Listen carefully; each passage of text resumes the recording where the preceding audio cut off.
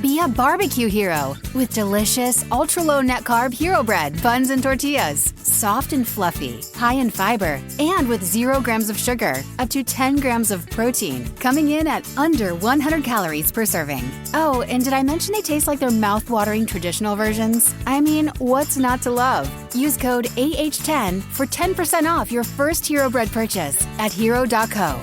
That's AH10 for 10% off at hero.co.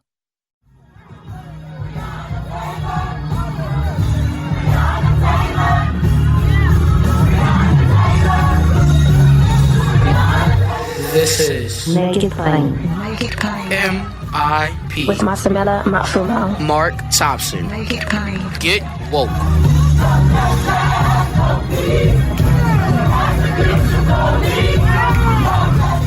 Ladies and gentlemen, what a day inauguration was. Are you like us, many of us who still can't believe it, waiting on someone to let you know or someone to call you and say psych? I'm still not clear. I'm trying to believe it, but how about you? Joining us too, as always. He and I have now seen, my goodness, how many presidential administrations? We've been together. We're on our third. Bush, Obama. No, this will be our fourth. We started with Bush. It's amazing. Four presidential administrations. This is our fourth. He is the founder of DailyKos and Civiqs with a Q, Markos Moulitsas. Hey, buddy, how you feeling post-inaugural? Can you believe it? Have you exhaled yet? It's been, Mark, how are you doing? I consider myself a sort of a bit of a cynic and jaded, and it's one of those situations where when you see what happens behind the scenes, you get to see enough of it. It's like seeing how the sausage is made, and it kind of strips, I think, a lot of the wonder out of it and maybe some of the joy out of it in normal day-to-day analysis of what's going on. And I'm sure we're going to have plenty of frustrating days ahead of us. But I have to say that my jaded, cynical heart was severely tested today. Kamala getting, doing her oath of office, and seeing, the young poet laureate whose name suddenly escapes me at the moment, and just the pomp and the excitement and the reality of the moment of everything we've been fighting for over 4 years. I mean, the resistance began before Trump was even inaugurated. Mm-hmm. And we went on high alert. And Mark, we never got out of high alert. Trump didn't even give us weekends. Right. He didn't give us evenings. He's up at 3 a.m. doing his crap. Yeah. And to go from all that to suddenly seeing a press conference at the White House where it wasn't all lies, where it wasn't all BS, where the press secretary said, we value and respect the role of the free press in a democratic society. Even the whole notion that a democratic society was something that we actually needed to protect. I don't know, and I don't think this is hyperbole. Like, I don't know if our democracy would have survived the second Trump administration. No, absolutely not. And I think that, let's be honest, I think that was actually the intention, frankly. Yeah. I think that's what he did. I mean, it's interesting. You and I have not forgotten, but I think that a number of people in the Beltway media have all forgotten all about Vladimir Putin and what was really going on here. And I don't think we talked last week, but see, I don't know if I shared this with you or not, but see, I believe January 6th was Trump giving Putin the visual that occurred when he had that big demonstration after his sham election in Moscow. And remember, he blamed Obama and Clinton, the CIA, for that, the demonstrations against Putin. Mm. So you had Russian television that for the first time could show Americans revolting against the election system here, just like Russian citizens have revolted against the election system there. And those in Russia have a justification to do so. So he got that visual. And I truly believe that was a part of all of this. And you're right, if he had won again, we would have seen Trump encourage and foment more destabilization in this country to satisfy his paymaster. No, it would not have survived. No, absolutely. And we saw it where he was systematically taking over the CIA and the Department of Defense and squeezing out anybody with competence and putting in his loyalists. And, he was open. The thing about Trump that people, that I think made him easier to beat, thank God, was that he told everybody his plans.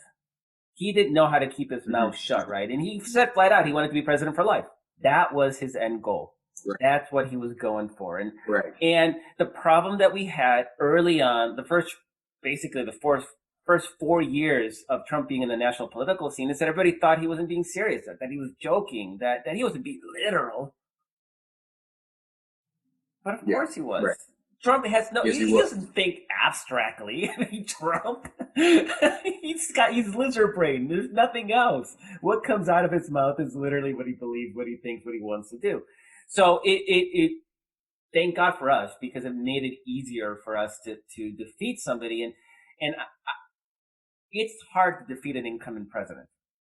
It doesn't happen very often. I think 3 times this last century? Has an incumbent president lost re-election. It does not happen. And it's never happened with an economy doing as well as this one has. Usually when it happens, it's because we're in the middle of a recession.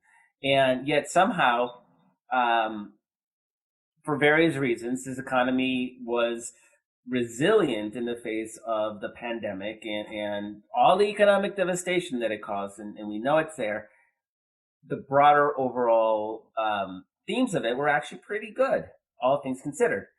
Yeah. I have no doubt that the pandemic may have helped us in some ways on the margins, but we didn't win this election because of the economy. We won this election in spite of the economy. So I think people don't really it seemed that Trump was going to be easy to beat, and it turns out no incumbent president is easy to beat. And if you flip, this is one of those really scary stats. If you flip 70,000 votes in 4 states, in Arizona, Georgia, Wisconsin, and Nevada, Trump is president.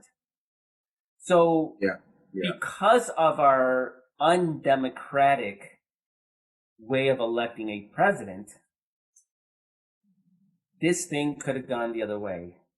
And I really don't think, Republicans are still afraid of him after not only did he lose the election, but he also cost them both the House and the Senate. And they're still afraid of him. Can't even imagine if he was president. Yeah, they are. But, people, some of the Republicans like Marco Rubio was tweeting how proud he was to vote for the confirmation of the new director of national intelligence, a woman there for the first time. Other Republicans did as well. So they're pretending as if, well, hold on, I want to read this tweet to you. This is from Jamel Hill. One thing she tweeted, if white supremacy were a sound, it would be Mitch McConnell's voice. But here's the tweet. And it just doesn't sit well with me that Ted Cruz, Lindsey Graham, Mitch McConnell, all these other destructive forces are at the inauguration kikiing like they haven't been destroying this country. The ain't shitness is permeating the air. So you notice how they just immediately pivoted into, the transition of power, and we love democracy too, and we can't, but she's right. Look at all the things they've done, how afraid they were of Trump, how they went along with him for so long. Can we trust them now to really try to participate in the bipartisanship that Biden thinks he can achieve with them? I don't know if we can. No, we absolutely can't we trust them. Not only can we not trust them, but they should be absolutely shunned from political life. They should not be taken seriously. I have you mentioned it before, I have a new podcast, YouTube show, and I actually had Chuck Todd on the show yesterday or Tuesday. I saw. And he actually, and I know everybody trashes Chuck Todd, and I gotta say, and I say this for all of us who, when we talk and write for a living and say a billion things, not everything's gonna come out perfectly. So I know it's du jour to beat up on Chuck Todd, but something happened last year where like something clicked in his brain, and he's been incredibly almost partisan, like surprisingly so. And I gotta say, on my podcast, he sounded, I was surprised at how liberal he sounded, given the sort of pretenses of wanting to be an unbiased liberal, unbiased journalist. And his whole sort of theme was, I don't want these people anywhere near respectability. I don't want them on my show. I don't want them on anybody else's show. I don't want anybody asking them questions because they don't deserve a say in our democracy after having worked so hard to undermine it. And it was heartening for me to hear that from the guy who, basically helms Meet the Press and is NBC's political director. And I really hope, he may be a one-off, obviously. He came on my podcast and I'm a out and out liberal, right? So he wasn't afraid of that. That said, it does feel, it's going to be impossible to totally ignore Ted Cruz. I'm not going to ignore him, but I really do hope that anger at what happened doesn't sort of fade away. And, I gotta say, if I was Ted Cruz and Josh Hawley, and if I was advising them, I would tell them to just shut the hell up for at least 6 months. Like, try to get people to forget everything that they did. They can't because they are who they are. But they don't deserve a say in our democracy anymore. And if there's any justice, they would be expelled from the Senate for their role in what happened. And both of them, Hawley's up for re-election anyway in 2 years.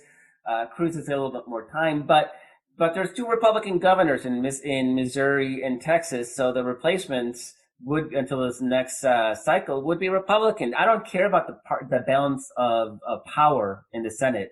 In fact, I think it strengthens the moral argument to say that this is a partisan gambit, wouldn't change the balance of power in the Senate. This is about what's right. This is about protecting our democracy, and they need to go. And the same goes in the House for Boebert and Marjorie Taylor Greene and all those Republicans, Mel Brooks, that were actually part of the crowd instigating the mob and the assault on the Capitol. And those people need to go. There has to be consequences for a direct assault on our democracy. And they thought they were cute, and they thought they were clever, and they thought they were all going to jostle their way into 2024 by being the Trumpiest of Trumpy people. And Mark, they're so stupid that they don't realize that Trump would never give them their green light anyway, right? Their name's not Trump. Trump doesn't care about anybody. And so it really boggles my mind that political calculation that they made. And I got to say, Ted Cruz has really been on the wrong side of almost everything when it comes to Donald Trump, and aligning himself with the guy who mocked and made fun of his wife. Who doesn't defend her wife? Who doesn't? Who doesn't have any that pride of like standing for your family? But Ted Cruz doesn't have any higher ideals or even a core ideology. Nothing. And this is what I think is killing conservatives today. And I'm not going to cry for conservatives because, screw them. But they actually thought that the Republican base was conservative. that they actually adhere to notions of free markets and free trade and strong national defense and standing strong against Russia aggression and Keynesian, economics, and that they thought all that stuff was that's what their base was about. And I think now they finally realize that their base doesn't give they don't give a rat's ass about any of that. Their base cares about racism and, number one, racism, number two, ... There's nothing else. It's all racism. And there is no conservative movement. Yeah, no, you're right about that. But I can't help but wonder, because I'm looking at Mitch. I mean, let's face it, they know how to do PR too, and they know how to manipulate their own base. I think they realize that they're outnumbered now. So I think we're going to see them act differently, even though it's insincere. But you're right. I don't think they deserve a second chance. And again, as we've said before, they should frankly be vanquished. Someone else was sharing with me, they don't understand negotiations between the new majority and the minority, between Schumer and McConnell. What is there to negotiate? Mitch McConnell didn't negotiate with us to give us anything. Why should Democrats be negotiating with him to give them anything? And should Democrats go ahead and just get rid of the filibuster? This is an actually excellent question. And I got to say that when I first heard that Schumer was close to an agreement with McConnell for a 50-50 split on all the committees, I wasn't happy, right? I was like, BS. I mean, at the very least, Democrats should have a 1-seat advantage on all the committees, and why are they even negotiating? It turns out that the organizing resolution is filibusterable, right? So you need Republicans to vote for it. That's the current reality. So the next question then becomes, then just get rid of the filibuster, and that can be done on a majority vote. The problem is that we don't have the votes to do that. Right now, Joe Manchin is still refusing to vote to end the filibuster, and we have at least 3 other Democrats that have historically refused to do so. Dianne Feinstein in California being one, Leahy in Vermont, although I think he's wavering, Coons of Delaware. So there's these institutionalists. Right. Now, keep in mind that the filibuster in its modern incantation is a Jim Crow law legacy, right? It was a rule that was never used, and then suddenly it was used because it was a convenient way to filibuster to try to stop the Civil Rights Act. So that is its roots. And for any Democrat to support it, you're basically supporting a racist law that undermines us because the Senate itself is undemocratic. And so why would you do that? Because they're institutionalists, and they still adhere to this notion that you can work with the other side to get things done, right? So that's the reality. Now, here's the thing. Right now, there's, as of, I was talking, there is no organizing resolution because McConnell wants a guarantee that Democrats won't try to eliminate the filibuster mid-session.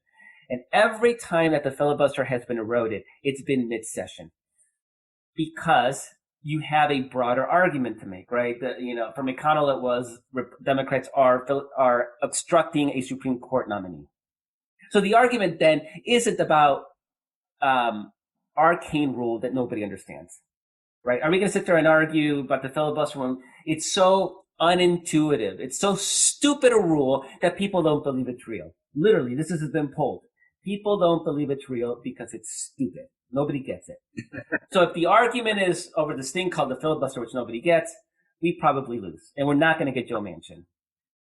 Here's the key, and this is what McConnell is pissed off about, right?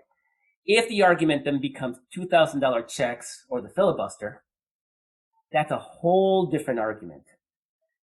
And that's what Democrats are setting up to do by all indications. And that's why McConnell is so freaked out that he wants his ironclad guarantee that it's not going to be touched in 2 years.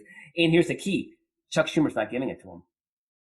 So we may actually have a situation where McConnell's obstruction of the organizing resolution may lead to the elimination of the filibuster earlier than intended. Because I don't even think Joe Manchin will stand in the way of that. The Senate that doesn't work because So I suspect McConnell's going to cave just because he really has no leverage at this point. And then the question becomes, when do you pull that trigger? And I've talked to people in the Senate, and the question isn't, it's not a if, it's a question of when. What is that incredibly popular piece of legislation that Republicans are going to obstruct, that Democrats can then say, it's not about the filibuster, it's about policy. It's $2,000 check, or $1,400 checks, but whatever, $1,400 checks, or Republicans obstructing. And then nobody needs to even know about the rule, because nobody gets it. The argument is money or Republican obstruction. And then that's a very, very easy argument. So that's the question. And it may not be the $1,400 checks, by the way, because Joe Manchin's opposed to that. So,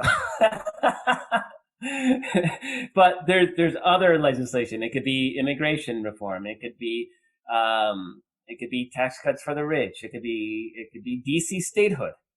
Joe Manchin's not opposed to DC statehood. Right. So there's a lot of places where the argument becomes a lot easier to sell to the American public. So that's why they're not pushing it right now. And every time it's been eroded, it never happened at the beginning of the session. It was always mid-session. So that's why we're stuck with negotiating with McConnell, because at the moment the filibuster's still in play. Yeah. You mentioned its roots in Jim Crow and the Old South. It's interesting, isn't it? Runoffs, filibuster. How many relics of Jim Crow and the Old South still stick around? And Electoral College, just 3 right there. It's also being looked into. It is believed that the inauguration day, was the first time the words white supremacy were used in an inaugural address. I mean, I don't know how hard you have to look, right? Who else would have said it? Right. Unless somebody said it who was in favor of it, but then people who were in favor of white supremacy rather say, I'm a white supremacist.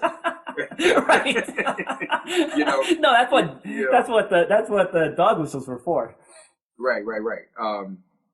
But if these are all things a part of it, you got statehood on the table. You got voting rights, the new Voting Rights Act on the table. I mean, these are all things, frankly, the Senate can do this week. Where are you on, lastly, the impeachment trial and going forward with that? I hope people don't lose interest in that. I think that still has to happen. And frankly, I think if McConnell then really wanted to do, even though I can't stand Mitch and him, they're stupid. But if they want to do one teeny tiny little thing for yourselves, they need to vanquish that dude.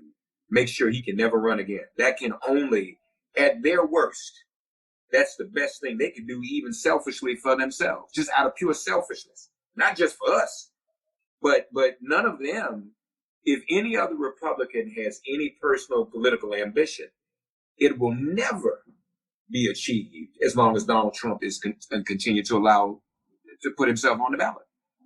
Yeah, it's even more than that, Mark, because that for sure, and clearly it's self-interest to get rid of him, and the argument is pretty crystal clear at this point. And earlier this week, McConnell, the Gang of Eight, had some kind of security briefing, and it's clear that McConnell and McCarthy, the Republican leader in the House, were both pretty spooked. Because McConnell came out and said, it's obvious, it's clear that Trump instigated this. And he's already sent notice that he's not going to stand in the way of the trial, and he's not going to whip any votes in support of Trump. And I actually think there's a good chance that McConnell himself vote to convict Trump, not just because of what happened at the Capitol, but because donors are cutting out Republicans right now. And this is becoming an existential threat to the Republican Party if corporate donors refuse to finance their operations. So that's the one piece. But the second piece is Trump is now talking about creating his new party, right? This Patriot Party. And I'm very skeptical because Trump has very little follow through. He's not going to put his own money into it. He has no way to promote it to his base, easy way to promote it to his base. And let's be like, he is the biggest mismanager possible, right? He's a guy who bankrupted a casino. So the idea that he's going to somehow run an efficient and effective third party, to me is very, very doubtful. That said, That said, that is probably the biggest nightmare for Republicans, is to split their vote two ways. And that just absolutely guarantees that Democrats are going to win the next, presidential elections where this Patriot Party exists. So by removing his ability to run, it renders the Patriot Party absolutely worthless, because let's be honest, Donald Trump's not making that party. He's not thinking about doing that party because he wants to support other people like Paul Gosar and Marjorie Taylor Greene, right? I mean, he sees it as a vehicle for number one, the only person that matters to Donald Trump. And if suddenly he's prohibited from running again, that utterly eliminates any impetus or incentive to go through the trouble of trying to create a new party. So that, I think, is a big, big factor. There's that self-interest. You don't want to split that conservative vote. Conservative, because I don't think Trump supporters are conservative. They're fascist. So you don't want to split that part of that right-wing vote. And also is the fact that corporate political action committees and the executives, where the real money is. It's not, Pat can only write a $5,000 check. The executive who runs that company can come in and write a $500,000 check. Those people are backing off. In fact, one of the biggest donors to Mitch McConnell, who donated $2.5 million to McConnell's leadership PAC last year alone, he already said that he's not writing another check unless Trump is convicted. So I think that is going to be a big, big factor in whether Trump is convicted. And actually, it's hard to see where you get 67 votes. It really is. I can find 10 easy votes. That includes McConnell voting for conviction. Those last 7 you're starting to look at real stretch votes. Most Republicans represent places like the Dakotas and Wyoming, places that are extremely Trumpy. And so for them to vote for conviction would be almost a political suicide vote, because they'd have to face the voters in 2 or 4 years, depending. So it makes it difficult. But there's also, I'm seeing this a lot in establishment Republican circles, at their publications like the National Review, where there is an understanding that, you know what, we're going to be in the political wilderness for a while. Like, we have to clean house. This is not the future of our party. We can't win without the suburbs, and we're not going to win the suburbs as long as Trumpism reigns supreme. And so, we're going to lose for a while. It is what it is. Yeah.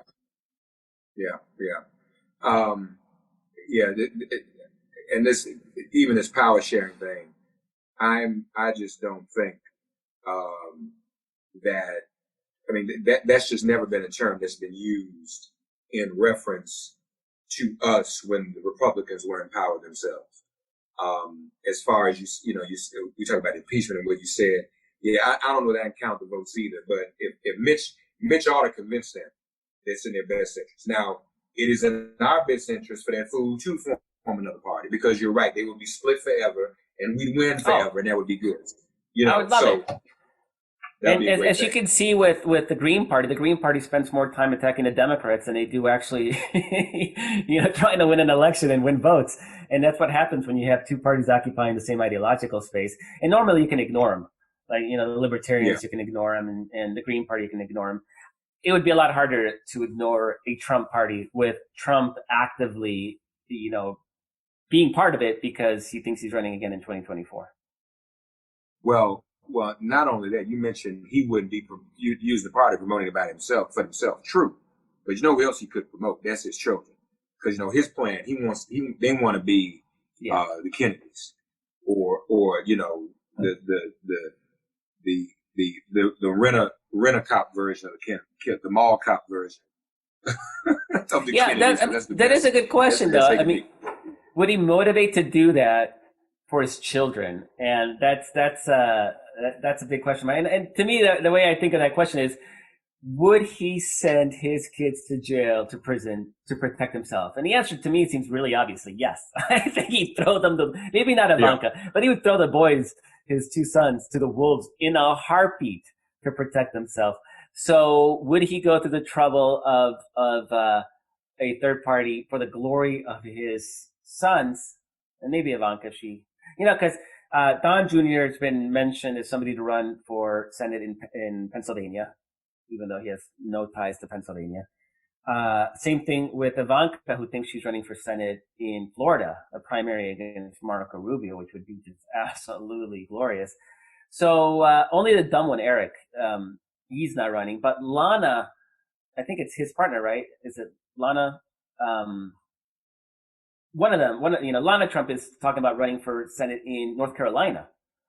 So yeah, there is that family notion that this is the new family business. They've failed at real estate. I mean, that stuff is going down. It's going to crash and burn. There's no doubt about that. Yeah. So now they have a new family business and it's politics. So, they failed at politics. They failed at politics. Yeah, so far they have, for sure. And what the irony is, Trump doesn't care about being president. Like the actual power of presidenting, Trump doesn't care about. Like he didn't listen to his briefings. He clearly didn't, he even COVID didn't motivate him to actually take an active role. Like he's like, let the states do it. Like there's no sense of wanting to use power for anything other than the title. That's all he cares about. It's a freaking title. And I think that's probably the same for his kids. They don't have an ideology. Well, but to be honest, and this goes back to January 6th, the Republicans, many of them who are in Congress right now, don't want to govern either. They want to sabotage government.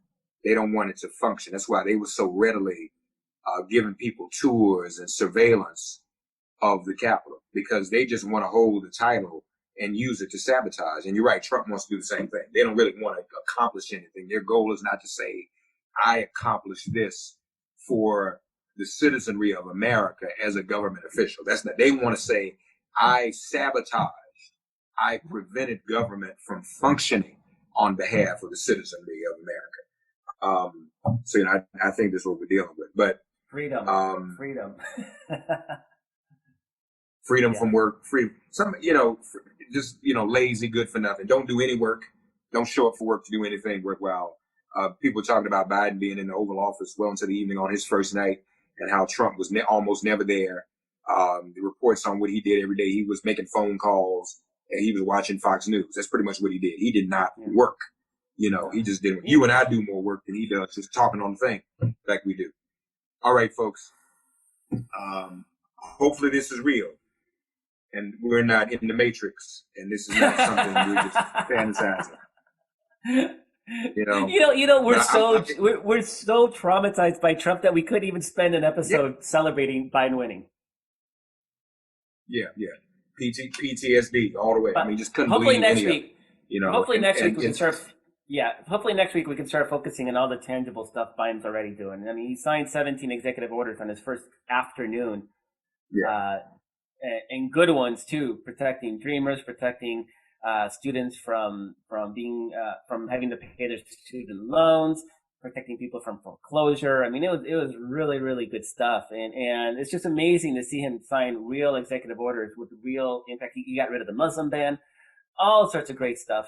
And so, by next week, I think we're going to have a lot more positive news, I think, to point to. And then we can slowly, gradually cleanse ourselves of talking about that family, that man, moving forward, because this is an opportunity we have. I don't think people realize how fractured the Democratic Party has been historically and how hard it was to do things. Yet within the first week, the Democrats are going to be introducing legislation on immigration and on relief for COVID, stuff that Obama was afraid to touch, right? He didn't want to do too much. He didn't want to upset Republicans. And the political climate was a lot different back then. So I'm not, we have criticized Obama, but I'm not going to criticize him right now, only to say that Democrats, the political climate is different and they're taking advantage of it. So we need to sit there and cheer them on and root them on and make sure that 2022 is not a time to lose the Senate, which is usually what happens on the first midterm of a new president. But we actually build on those victories so that we can do things like talk about expanding the Supreme Court and all the other great things we want to do that we might not be able to do in a 50-50 Senate. Right. And hopefully, instead of losing in 2 years, will be like Virginia. Remember, Virginia would flip back and forth every 2 to 4 years. Virginia's staying blue because folks are just sick of it. And hopefully people are sick of this and will stay this way. Keystone XL was also an executive order he signed. Also want to mention Clyburn says and Clyburn also said W. Bush told him he was the savior of democracy by helping Joe Biden win. And if he had not done what he did, we would all not be there as with what happened with the transfer of power. So, but Bush could have said something before the election too, right? But okay. He kept his mouth shut. Let's not forget who he is. Yeah. Yeah, let's not forget who he is. That's for sure. But he ain't wrong. He ain't wrong. Markos, he's not wrong. Okay. No, he's right about that. But still, why was he so silent? Markos Moulitsas, folks, Civiqs with a Q, DailyKos. All right, this is what do we say? Our fourth administration. We'll see how many more we get through. We might be old men one day like Cisco and Ebert. And keel over on the air. Something. We are getting old together. We have more gray today than we did when we first started talking. I'm telling you. And listen, man, I got to tell everybody, I've gone from gray. I think I skipped gray and went straight to white. My hair. I don't know. White. It looks good on you, though. I wouldn't be complaining. Stay safe. All right, buddy. All right. Thanks you, Markos. So Thanks for getting woke and listening to Make It Plain. Please remember to listen, like, subscribe, and wherever you get your podcasts, please give the show a 5-star rating. And please do spread the word. Let's all continue to pray for each other during this pandemic and this police-demic. If all hearts and minds are clear, it has been made plain.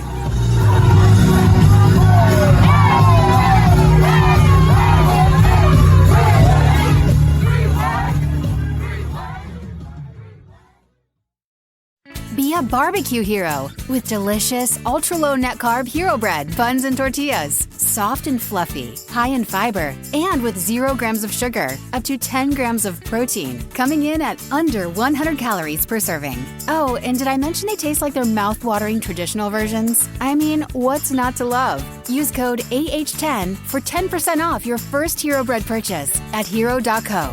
That's AH10 for 10% off at hero.co.